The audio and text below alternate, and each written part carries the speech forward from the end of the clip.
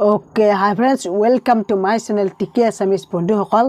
ITI counselling বঢ়াই দিয়া হৈছে বহুত মানে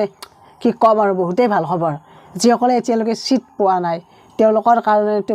পাও একদম তাৰ মানে মজা খবৰ আৰু এটো আৰু আপোনালোকে ভিডিওটো হেকলৈকে চাই ৰাখিবা আৰু শেয়াৰ কৰি দিবা দেই এইটো ভিডিও আৰু যি সকলে সাবস্ক্ৰাইব কৰা নাই চেনেলটো সাবস্ক্ৰাইব কৰি দিবা বাৰু এতিয়া আৰম্ভ কৰো কেইটা কাউন্সেলিং বঢ়াই দিলে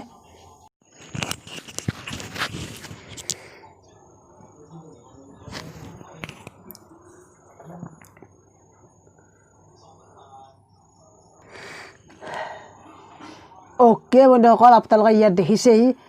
যে কাউন্সেলিং এটা বঢ়াই দিয়া হৈছে যি সকল ক্যান্ডিডেট সিট পোৱা নাছিল তেওঁলোকৰ কাৰণে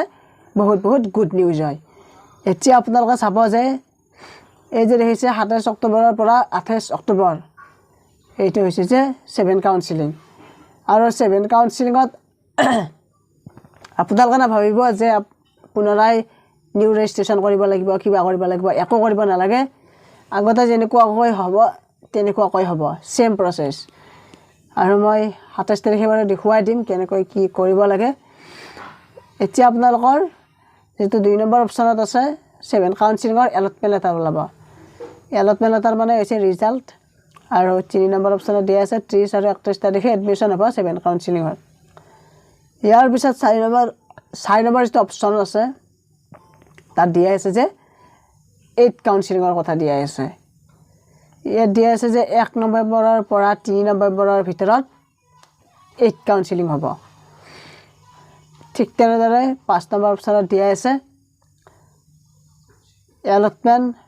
of seat মানে 4 নৱেম্বৰৰ দিনা 8 নম্বৰ কাউন্সেলিংৰ ৰিজাল্ট দিব অৰ্থাৎ allotment লেটাৰ এখন ওলাব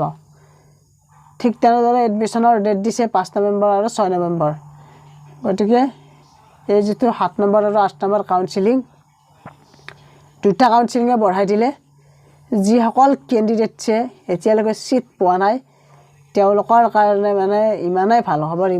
খবৰ মানে কি কম আৰু মই গম পাইছিলো কাৰণ যোৱাবাৰো তাৰে আগৰবাৰো এনেকৈ বঢ়াই দিছিল যে এতিয়ালৈকে সিটবোৰ খালি নহয় কিন্তু এটা কথা